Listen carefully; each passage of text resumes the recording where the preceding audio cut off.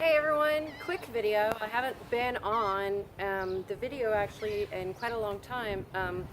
I can't say that I finished my 50-day garden challenge, and that I don't think I got all 50 days videoed. But I work in the garden every single day, somewhere along the way. And I wanted to show you today what I'm doing. It's really, truly, it's oddly for South Texas and these coastal parts where we tend to be able to be outside most of the year. We're just now getting to the point of having really solid springtime weather. This has been one of the most beautiful days of the past few weeks. And so it's been really nice to be able to have a Saturday. It's also spring break down here, so a lot of folks are going in that direction.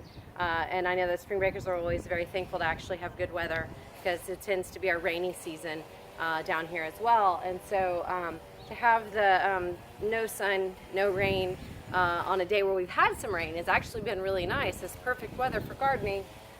So I'm working on this hugelkultur bed. I got that planted maybe in January, and got it built, and then we went ahead and built this second one over here. I think you can see it's kind of that one's got some tomatoes in it and some other things that really just needed to be planted. And then I can turn this way and show you.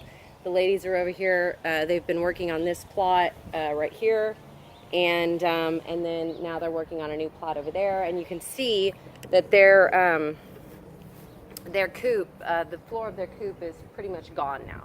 So now it's the time that us to get in and put in a lot of really good mulch, so that then they're starting to create, different kinds of worms and bugs and things like that down underneath the mulch, keeping the soil nice and covered so it stays healthy and well.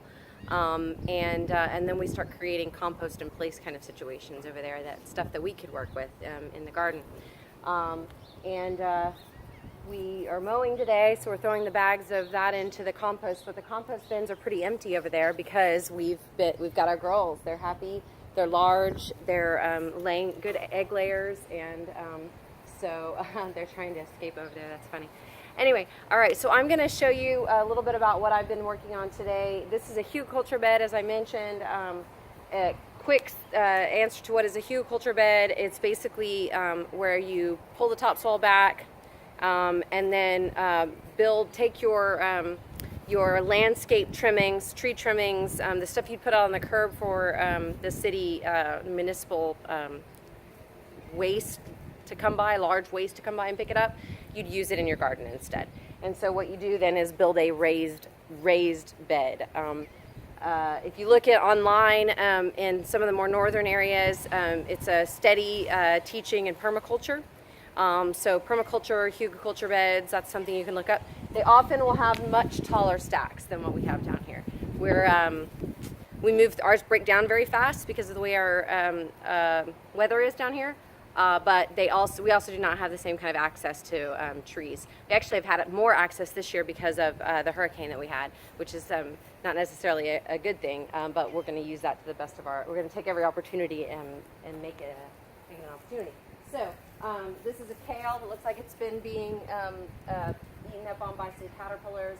I'm trimming up the lettuce. I'm really taking back most of the lettuce because as it starts, we didn't really have a good lettuce season this year. We don't often have much of a good lettuce season, but this year really affected it because we don't really have any kind of indoor growing spaces yet for lettuce consumption in our area. And so people are trying to do it outside.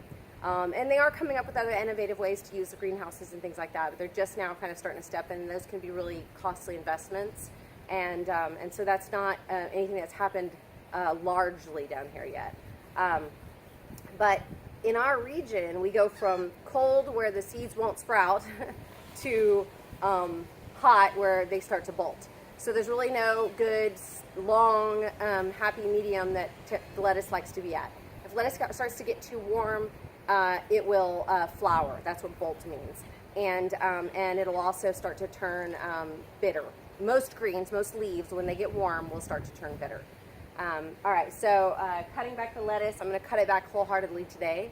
I may still have some others that kind of come up in there, and I'll keep trimming on those. They'll just need to be trimmed quicker, cut back quicker with the warmth. And then we'll have lettuce for a little bit longer. In the meantime, this bed's starting to grow and it's got tomatoes in it. And that's going to be the primary use of that bed, although I planted some plants and just needed to be planted in there as well. And then I'm going to go ahead and turn this bed around today as well. Pull it out, put some of that landscape trimmings in there. Make sure I mix in a little bit of pea gravel and sand. Always put that in there. You'll hear some people talk about a third compost or compostable material, a third sand. I like to use a little bit of pea gravel too to just give it a little bit chunkier aeration, and then your soil.